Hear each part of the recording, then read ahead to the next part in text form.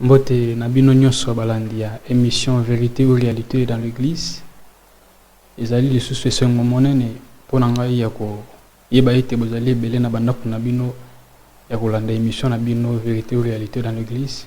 To komisina nzambe yi o ya permettre bisoto utana les sous na bino anzela ya vidéo oyo tika ete kombo na ye ezali sous lokumu. Kimia ezala na mabota na bino. Kimia na Yesu Masia et de Merina o nyonso bozali ko sala. Merci na confiance o bozali ko pesa biso ya kozala toujours attaché na bonne parole ya ko kangama toujours na vérité. Vraiment nzambe apambola bino bo continuer toujours ndengwana bo se confier na batuté bo se confier na ngaité mais bo se confier na vérité o ezali Yesu Masia.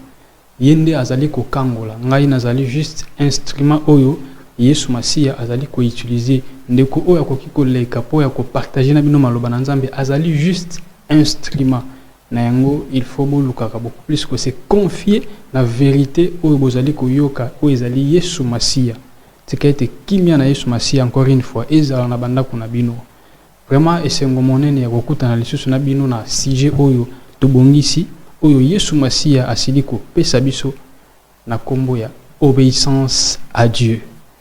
Obéissance à Dieu, vous allez partager na bino ensemble. Toyeba, c'est quoi d'abord l'obéissance? L'obéissance veut dire se soumettre à une demande. L'obéissance veut dire se soumettre à un ordre. Et l'obéissance veut dire aussi exécuter un règlement ou un ordre donné. Donc c'est ça un peu par rapport à l'obéissance. Na kati ya obéissance, tu trouver verbe lokola se soumettre. Donc merci un peu. Et sans plus tarder, nous allons lire dans le livre de Genèse, Genèse chapitre 22. Genèse chapitre 22. Nous allons commencer à partir du verset 1er. Nous allons voir qu'est-ce que la Bible nous dit par là. Je lis au nom de Jésus.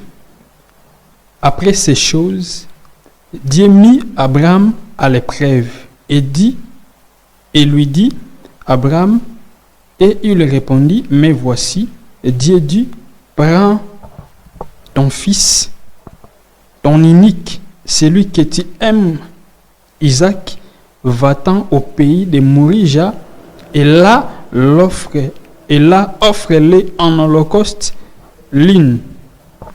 sur l'une des montagnes que je te dirai. Abraham se leva de bon matin, sella son âne et prit avec lui 2 serviteurs et son fils Isaac. Il fendit du bois pour l'holocauste et partit pour aller au lieu que Dieu lui avait dit. Le 3e jour, Abraham, levant les yeux, vit le lieu de loin. Et Abraham dit à ses serviteurs, restez ici avec l'âne, moi et le jeune homme, nous irons jusque-là pour adorer et nous reviendrons auprès de vous. Abraham prit le bois pour l'holocauste, le chargea sur son fils Isaac et porta dans sa main le feu et le couteau. Et ils marchèrent tous deux ensemble. Alors Isaac parlant à Abraham, son père, dit, mon père. Et il répondit, mais voici mon fils. Isaac reprit, voici le feu et les bois. Mais où est l'agneau pour l'holocauste? Abraham répondit, mon fils, Dieu se pourvoira lui-même de l'agneau pour l'holocauste. Et ils marchèrent tous deux ensemble. Lorsqu'ils furent arrivés au lieu que Dieu lui avait dit, Abraham y éleva un autel et rangea le bois. Il lia son fils Isaac et le mit sur l'autel par-dessus le bois. Puis Abraham étendit la main et prit le couteau pour égorger son fils. Alors un ange de l'Éternel l'appela de cieux et dit, Abraham, Abraham. Et il répondit, mais voici. L'ange dit, n'avance pas ta main sur l'enfant et ne lui fais rien, car je sais maintenant que tu crains Dieu et que tu ne m'as pas refuser ton fils, ton unique. Abraham leva les yeux et vit derrière lui un bélier retenu dans un buisson par les cornes, et Abraham alla prendre le bélier et l'offrit en holocauste à la place de son fils. Nous allons d'abord arrêter là. Et awa to mona histoire ya Abraham oyo tozobenga le père de la foi. Abraham, la Bible nous dit ici, Dieu va le mettre en épreuve. Ye ayeba kite ki wana ezalaki épreuve, mais Nzambe ayeba ki non o nazali ko sala et pas ya mwana nanga ezali lokola épreuve. Épreuve ezali nini? Épreuve ezali test o Nzambe asalaka bana nae. Parce que épreuve biso to kantaka ezalaka ka souffrance, non, épreuve ezali juste test. Donc Dieu peut te tester aussi na abondance. Kaka te na souffrance, Nzamba testaka biso na balolenge belé. Ezana batu mususu lelo oyo a abandonné Nzambe peut-être pour azuma musala moko boy avec un salaire oyo amoni ki non, et suffit pour nae, c'est comme si eloko nde alukela ki Nzambe kaka yango wana na makanisi nae ayebaka lisusu te ke nini na koko sala pona Nzambe oyo. Donc c'est ça. Nzamba tsaka biso en épreuve ka ezalaka na souffrance te non. Des fois Dieu permettre aussi que au vivre na vie moko ya bien atalaka soki ko demeurer na amour oyo zalaki na yango avant yo ozwa oyo Nzamba pesi yo. Mais pe ande kona biso a Abraham to moni ki épreuve pona ezalaki loko ya souffrance. Tozana batebele o ezapeke to vivre na bango. Dès que azui musala moko directement ba avertir ye peke wana ezali test o Nzamba zali ko sala et arriva. Voilà pourquoi nazali ko affirmer bino ki test ya Nzamba ezalaka te ya souffrance. Donc épreuve ezalaka te ya souffrance, épreuve ezalaka pe Nzamba ti o pe na abondance moko a permettre pe oui o satis. Donc eloko yo motema no ezali ko luka okuta na pe na yango. Ce que Nzambe wana atala si réellement on demeurer fidèle et pas inae, si réellement on demeurer obéissant et pas inae, ou soit au côté ngamanayo. Donc voilà pourquoi batu ebele lelo oyo à cause ya moi déplacement moko to yebi ba vie na bango comment lelo ba comment à cause à la zala qui a peut-être na Congo à se déplacer quand Nzamba permettre que à se déplacer à memie na mi qu'il y a poto makoko makuna abongole makambo akomi ko sa na ba makambo susu. Voilà, Dieu peut permettre que au vivre vie moko ya bien, mais pour attester yo kaka tala aussi bolingo zala kina yango wana ka ke kozala. Malheureusement pona baye ebele tozali ko renier Nzambe na souffrance, tozali ko renier Nzambe pe na bisengo. Donc au mona il faut tozala ka toujours fidèle et pas ya mopesi. To se contaka na mopesi et non na eloko ya pesi biso. Parce que oya pesi biso ezali pamba, ezali nango passager. Mais il faut tout kanga makande na ye. Voilà, bien aimé dans le Seigneur, c'est que nous devons retenir que épreuve est à tester. Donc test koko ozala pe esengo, yo peut-être que oza mutu moko boyo comprendre kate, yo non souffrance c'est comme na yo te oza no mutu moko vivre na bien. Oui, c'est ça. Dieu aussi te teste, azali pe ko tester yo atala que si réellement on demeurer toujours na obéissance, c'est pas inaye. Il peut permettre que yo soit fiancé moko ezape que kitoko ya bien ou peut-être yo bandai ko canapé na vie na yo pour atala ceux qui peut-être ko coucher na avant mariage té. Alors combien de chrétiens o Nzamba zali ko permettre lelo o baleka na ba moment moko boye bazali ko renier Nzambe. Alors bien aimé dans le Seigneur, tous alla toujours fidèle et obéissant à ce Dieu-là. Toujours mon awa Nzambe atie Abraham na épreuve. Aibisi pesanga imwana na yo. Oyo wana yo lingaka mingi. Abraham a réfléchi ça quitter. Abraham a discuté qui n'a Nzambe te. Parce que na kati ya Isaac, il y avait des promesses. Oyo kati ya Isaac que mwana oyo yende mutako bimisa ba génération descendance na yo ekozala à travers ya mwana oyo. Abraham a koke ko tuna ba question belé. Mais lokola moto oyo atonna na obéissance asalaki nini a consulter ta moto te ni mwasi na ye ni soki nani o ba conseiller soki ni non tellement asalaki moto ayoka ki voya Nzambe a obéir directement. et a juillet à Sainini a Keinae. Et comment quitter le niveau que a exécuté? Parce que ça qui ordre au Nzamba pesa qui est. Mais Nzambe na biso tellement asa Nzambe o yazwa kambeka ya batote. Asala ki nini directement a arrêté qui est nanzela ya ange. Ayebisie n'avance pas ton épée sur l'enfant, car je sais maintenant que tu crains l'Éternel. Et nous allons voir qu'est-ce qui est arrivé après cette obéissance. Là, nous sommes toujours dans Genèse 22, mais cette fois-ci, nous allons lire dans le verset, à partir du verset 18. Non, à partir du verset 15 à 18. Voilà, la Bible nous dit ceci.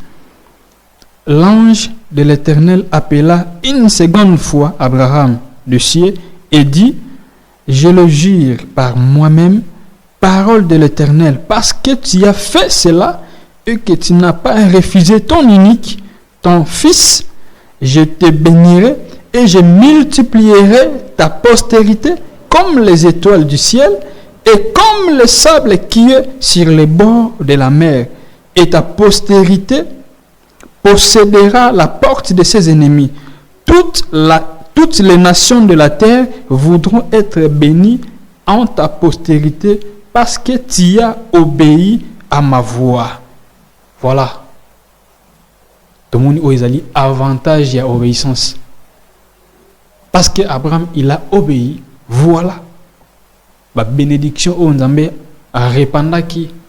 Et pas il y a Abraham. Non seulement il y a et pas Abraham, il y a mais na descendance na ye. Alobi postérité na yo to descendance na yo et que za lokola ba étoile na likolo. Total ka ba étoile to ko quand même kotanga ngote donc galaxie est belé. Ayebisi li suske postérité na yo et que za lokola ba sable ya mer. Donc isa postérité moko to ko kotanga te. Nzamba a déclaré yango lobi tout ça c'est à cause de l'obéissance parce que tu as obéi. Parce que tu as obéi. Voilà, bien aimé dans le Seigneur.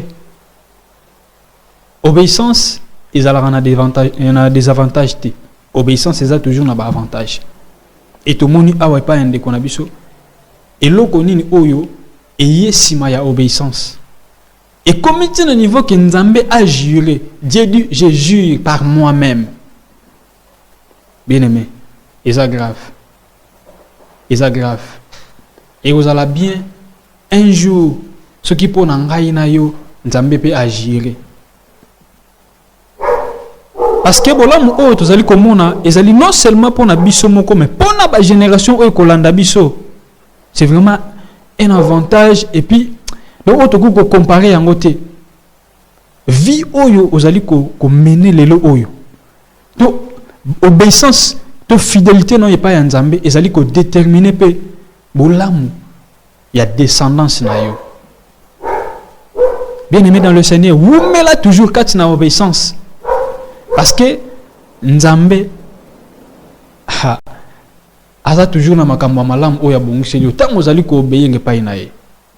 Kotala na yo oyo ezali ko entourer yo te. Bien aimé dans le Seigneur parce que c'est passager. Abraham a accepté de donner même ce qui a été cher pour lui. Mais ngai na yo lelo o na ebite. Et loko nini o Nzambe azali ko senga na biso. Oh, peut-être tozali ko komimo na poto tika yango peut-être c'est comme si yango nezo dépendre pour na vie na biso. Peut-être le kuta na biso o Yesu Masiya azali ko loba na biso to tika yango tozali ko tika yango te peut-être tozali ko tala ki yango nezali ko dépendre na vie na biso. Mais Dieu est fidèle. Nzambe tango azali ko tinda biso to tika eloko moko alaksaka biso te o ya bombeli biso. Biso nde sengeli to yeba ko obéir na voix ya Nzambe. To tika nanu bongo to mona o nini ya bongisela ki biso. Nzambe aza toujours na makambo malamu o ya bongisa po na bana na ye. Alors, il faut to obéir toujours epai na ye. To obéir epai na ye bien aimé dans le Seigneur. Ce n'est pas en vain. Tozali ko obéir epai na ye. Ce n'est pas en vain, tozali ko to samaloba na ye bien aimé dans le Seigneur. Il y a une récompense qui nous est réservée. Il y a une récompense bien aimé dans le Seigneur. Toyebi ke nyonso tokoko sala na mokili oyo bato bako comprendre biso te. Mais tout ça la kaka oyo ezali volonté ya papa na biso.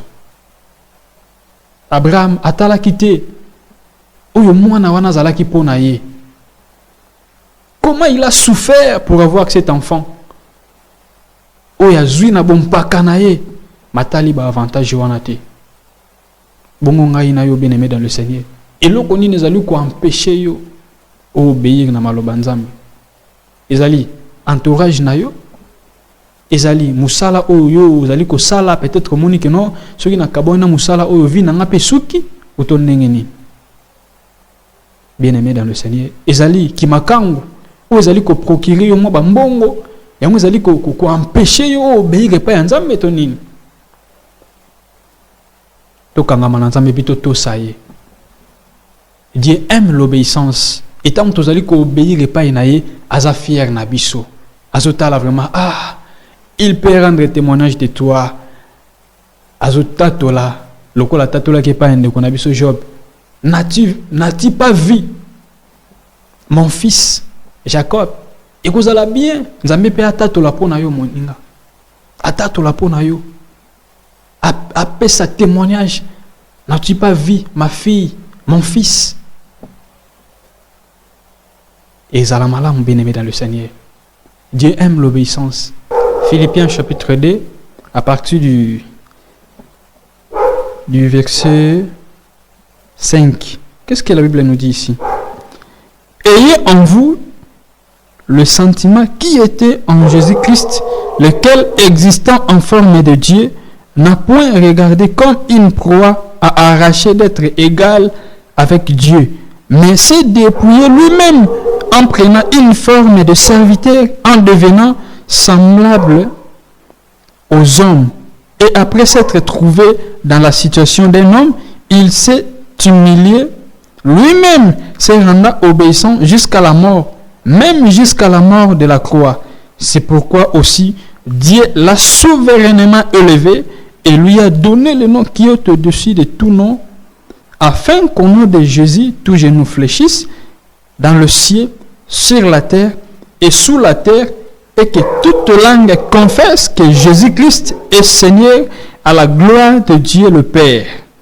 Voilà, bien aimé dans le Seigneur, ici il s'agit de Jésus-Christ de Nazareth, et lui qui est aussi notre modèle par excellence. Et la Bible témoigne aussi de sa part par rapport à son obéissance. Voilà. Yesu Masiya aena mokili. Mission na ezalaki pour que ami pesa ponga ina yo lelo oyo tozala na bomo ya seko oyo tozali na yango. Mais la Bible nous dit il est existé en forme d'un homme. Parce que lui-même c'est un homme puissant, lui-même il est Dieu. Mais dans sa chair, il ne s'est même pas fait égal à Dieu. Il s'est humilié, se rendant obéissant jusqu'à la mort et jusqu'à la mort de la croix. Pourquoi la Bible est-elle mis accent na mort de la croix? Parce que okoko kufa eza malamu, mais kokufa liwa ya ekulusu ezalaki liwa moko ya humiliation. Parce que ezalaki liwa moko ezalaki réservé na bato mabe, na ba brigand. Voilà pourquoi Bible ezali ko tiela ngo accent. Parce que mutu moko ta ko accepter akufa liwa ya ndengwana. Voilà, tu peux accepter d'être mort, peut-être simple, ou soit tu vas lapido, mais kokufa na liwa ya ekulusu, na moment nezalaki même famille na peut pas abandonner. Donc il accepte vraiment que aujourd'hui humiliation moko ezaki un niveau na même pas. Mais Christ a accepté cela à cause de l'obéissance. Et qu'est-ce que la Bible nous dit? Ensuite, il a reçu les noms qui ont au-dessus de tout nom, afin qu'au nom de Jésus, tout genou fléchisse et que toute langue confesse qu'il est Seigneur. Qu'est-ce que je vais nous dire par ici? Et pas à Abraham te constata qui obéissance naïe et même la qui bénédiction. Et pas Yesu Masiya te constater que obéissance et même lié sous Masiya élévation. Pour vous dire, notre obéissance nous amène la bénédiction et nous amène aussi l'élévation. Et cela, ils ont dépendre de kakate awanasi à ma belle. Non. Même si les lots ont été élevés na se à ma belle, na miso ya bateau, mais to ye bayango un jour Christ a ko élevé biso. Ya lobi azali ko honorer ba o nyoso bazali ko honorer. Christ a souffert comme étant un homme. Et comment qui peut dans moment monsieur vraiment souffrance est qui? On a autant dans Luc 22. Souffrance vraiment est qui? Qu'est-ce que Jésus dit ici? Luc 22. Là, nous allons voir.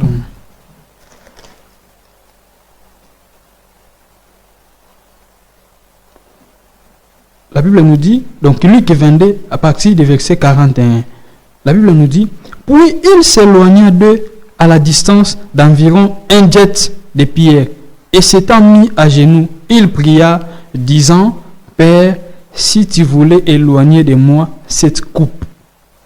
Toutefois, que ma volonté ne se fasse pas, mais la tienne. Voilà. Jésus-Christ aussi a souffert. Atali souffrance aux yeux là et écoulous. Alors bi papa, ce que c'est possible pour nangai. Okti amosika nangai souffrance oyo. Et comme la kabiso peut des fois, parce que makambo oyo nzambe atinda kabiso tout ça là. Ils allaient toujours où ils allaient dépasser qui bon moto na biso, ils allaient dépasser ba capacité na biso.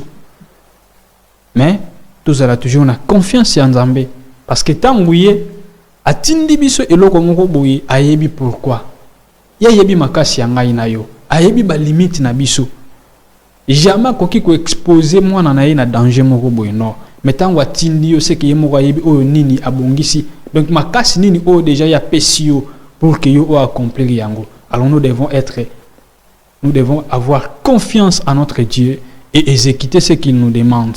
Donc voilà, Christ a souffert étant qu'un homme à se décider qui va éloigner nae. Bisopé tozali na bonzo to botoko ko souffrir. Otali vraiment comment tu passes tes moments. Comment tentation ezali ko environner yo. Mais komiti kate. Zala toujours na confiance en Nzambe wana. Na milieu oyo nyonso Christ atie yo sans toi à l'aise. Obéir kaka na o ezali ba directive nae. Même ça tio na milieu moko bo ezaki ozana milieu moko ya ba pagano na ba pagano bien aimé dans le Seigneur tika ete yonde pour yo ozali lokola mwinda tant bazali kotala bo moina yo tu es différent avec eux et ko sala nini ba poussa na pembe na ba ye ba sekele na yo. Alors tiens-toi fort, ne te fatigue pas, même si donc bazali ko taxo bazali ko humilier yo par rapport à Ela Telinayo parce que tu crains Dieu, tu t'habilles décemment, bazali ko critiquer yo, vi modèle oyo ba mode oyo comme Nicolo, il faut moi JP Moukousé, il faut moi collant, il faut moi bissé, il faut moi doni. Mais yo étant que moi na Nzambe, olingi no ko respecter babilo ko anate. Bien aimé dans le Seigneur. Nzambe a ko honorer yo. Sala kaka we zali volonté Nzambe. Nzambe a ko honorer yo. Eza na makambo mibale o na ko partager na yo, o ko sunga yo o demeurer na kati ya obéissance et pas ya Nzambe. Ya liboso ezali kozala na confiance et pas ya Nzambe. Et ya mibale ezali kozala na humilité, avoir humilité. Abraham avait confiance en Dieu. Akokaki même ayebaki ke même si mwana wana kufaki Nzambe na yazali capable ya ko sekusa même mwana wana. Voilà pourquoi confiance au Abraham azalaki na mwepa ya Nzambe. Ndenge mo pengai na yo bien aimé dans le Seigneur. Et c'est que na confiance pas ya Nzambe. Donc tu as la confiance pas inaï. Oh union so ko tinda biso to ko ta non te o to zali. Quel que soit na ba famille o to bimeli to za na ba famille pauvre o na ba famille so ki nini. Tu as toujours na confiance pas ya Nzambe. Quel que soit ba famille mo bo accélérer za makase ba famille mo bo kindo kimoko donc ki ba coutume tondani mais tous a toujours na confiance c'est pas nzambe wana tant que tozali na confiance c'est pas inaye tokotala ta grandeur ya likambo ya zali kotinda biso te tout ça là tant que tozali na confiance c'est pas inaye tokotala te o nini bato bazali koloba pona biso tokotosa kaka o ezali maloba na nzambe. Voilà, bien aimé dans le Seigneur, avoir confiance c'est très très important parce que babilo comme les temps ceux qui tozali na yango te bien aimé dans le Seigneur, donc c'est difficile pour nous d'obéir à Dieu. Nous allons lire un passage toujours dans Luc. Maintenant nous allons lire dans Luc 5.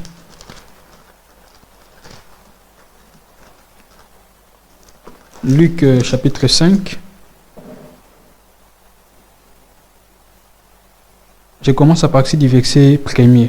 La Bible nous dit, comme Jésus s'est trouvé auprès du lac de Génézareth et que la foule s'est pressée autour de lui pour entendre la parole de Dieu, il vit au bord du lac des barques d'où les pêcheurs étaient descendus pour laver leurs filets. Il descendit pour laver leurs filets. Il monta dans l'une de ces barques qui était à Simon. Et il les pria de s'éloigner un peu de terre. Puis il s'assit et de la barque, il enseignait la foule. Verset 4. Lorsqu'il eut cessé de parler, il dit à Simon, avance en pleine eau et jetez vos filets pour pêcher. Simon lui répondit, Maître, nous avons travaillé toute la nuit sans rien prendre. Mais sur ta parole, je jetterai les filets. L'ayant jeté, ils prirent une grande quantité de poissons et leur filet s'est rompé. Amen, amen. Bien aimé dans le Seigneur, à votre mon histoire, il y a Pierre. Pierre Ouazala qui pêcheur moko expérimenté. Et il y a qui kokuta na événement moko. Butu mbima balobi ba jouer l'autre côté. Et natango na yango, Yesu Masia a côté a peka kana. Place ezaki bango balobaki mbisi na butu mobimba. Yesu Masia après matia na ye tellement constaté que non bato bazali na monzala ayebisi et pas ya Pierre que avancer filet na yo na côté au ma ezebele boaka yango. Ah Pierre lokola pêcheur moko expérimenté ameki pe ko yebisa. Pierre alobi maître to travailler awa butu mobimba. À tel côté. Mais pona liloba na yo nazoboaka filet. Et Pierre avait jeté le filet et tout mon résultat comment ba miss ezoma ki ebele et même ba filet comment ki ko pasuka ti ba senga ki aide na bandeko mususu bazalaki na bango pembeni. Pierre et loko esalaki ndimane zalaki na confiance azalaki na mwepa ya Jésus. Ayebi ke moto aussi il dit une chose et la chose arrive. Tant à lobby loko likamweko maraka. Donc asa mutu moko esika impossibilité zalaki ya comme ça yango possible. Pierre atalaki expérience na été. Il a obéi, il a jeté le filet et nous avons vu les résultats. Ameka kitura liboso na mayele na ye akokite. Mais na ba orientation ya Yesu et simbi. De même penga inayo to lukaka à tout moment komitika na o nzambe azali koloba na biso et non na ba philosophie na biso to mimona kateke tokoka non c'est pas parce que tu as maîtrisé le verset biblique que tu es capable de faire tout de faire n'importe quoi non il faut attendre les directives de Dieu c'est pas parce que tu as beaucoup d'enseignements que koko sala na yango lolengo non il faut entendre le temps de Dieu. Parce que nous voulons donner la nourriture au temps convenable au peuple de Dieu. Voilà. Et nzambe tant yende mutatindi, il y a toujours une onction où il y a accompagné kayango. Ndenge moko pena biso to kenaka na balo yengete. Kokende ko sala volonté kokende ko sala musala nzambe soki tozali convaincre.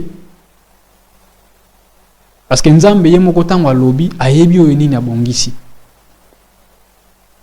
Lukaka to yokaka o nini nzambe azali koloba na biso. Voilà awa Yesu Masia a déclaré, Yesu Masia a dit et la chose est arrivée. Voilà. exemple, il y a confiance yango parce que Pierre a la confiance na balomaye et malobaye sur Masia.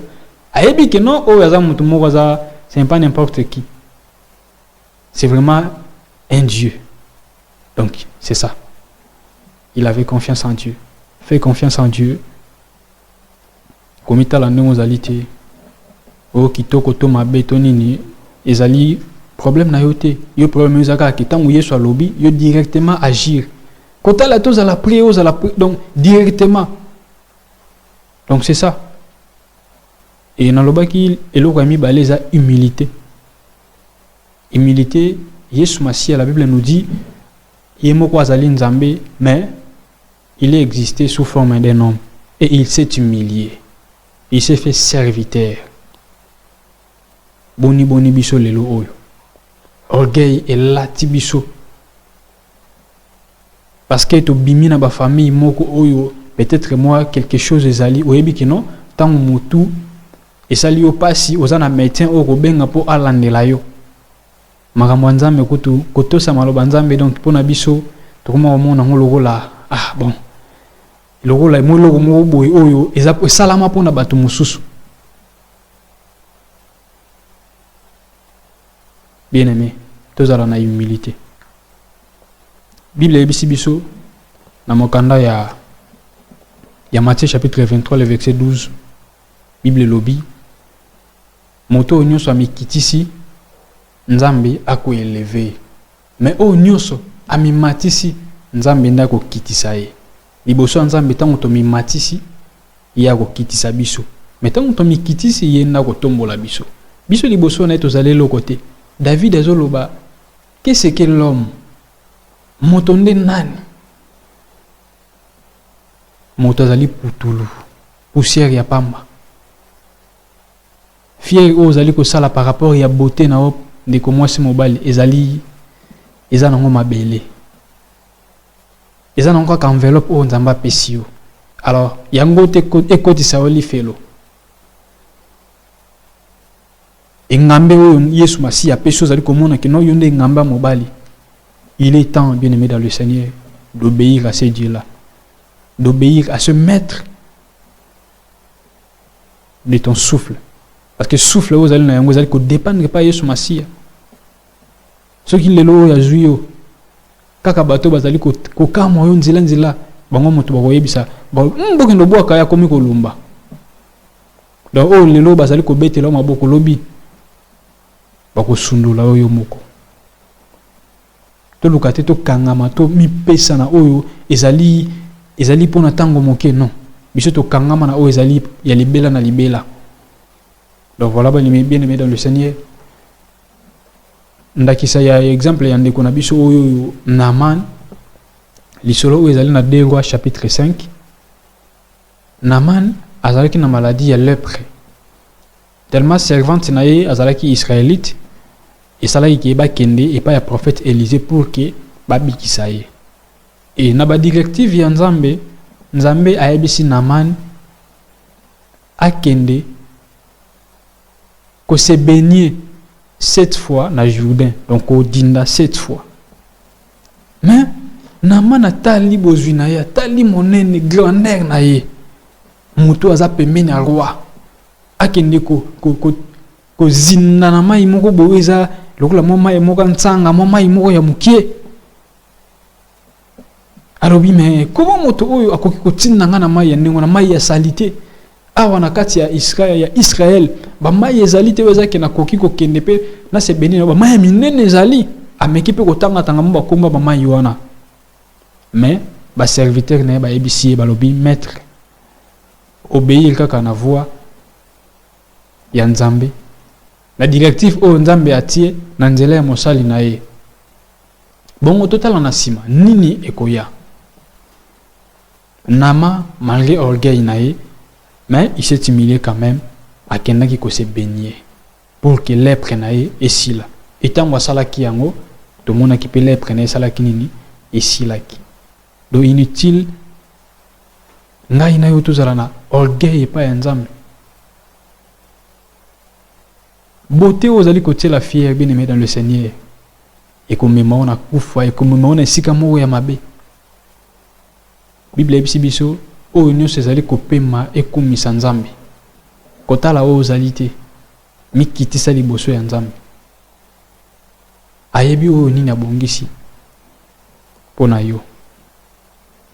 Ata lelo oyo ozali komona vie na yo eza na sens te, mayebi oyo nini abongisi kaka na nzela na mwa obéissance ya moke ozali kosala pona Nzambe chaque jour, na défense ozali kosala pona maloba na ye mokolo na mokolo, ayebi oyo nini abongisi pona yo. Tant que vous allez vivant, il y a encore du temps pour te repentir, pour te ressaisir, de venir à Dieu, de t'humilier. Il est là. Il va t'accueillir. Kota la masumu na ote. Kota la ba vie passée na ote. Ato sopa ki bazemi. Même si au moment batu, oza criminel. Et pour ça na ezate ke moto mabe akufa na mabe na ete. Parce qu'ayebi esika ya kopema abongisa ki yango pona moto nyonso. Metango biso moko to mipesi na makambo mabe wana etali biso moko.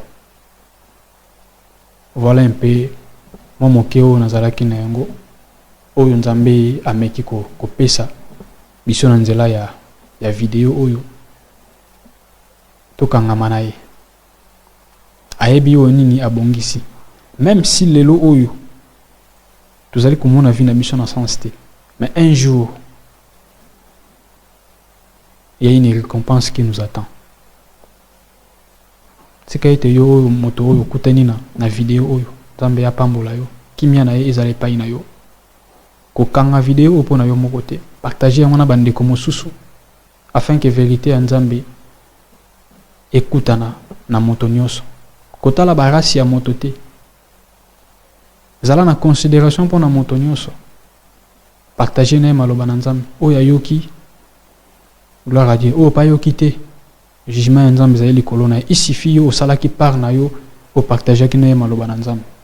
C'est que Nzambe vraiment apambola bino. Merci lisusu pona liloba na ye. Tokutani na mikolo ezali koya. Bye.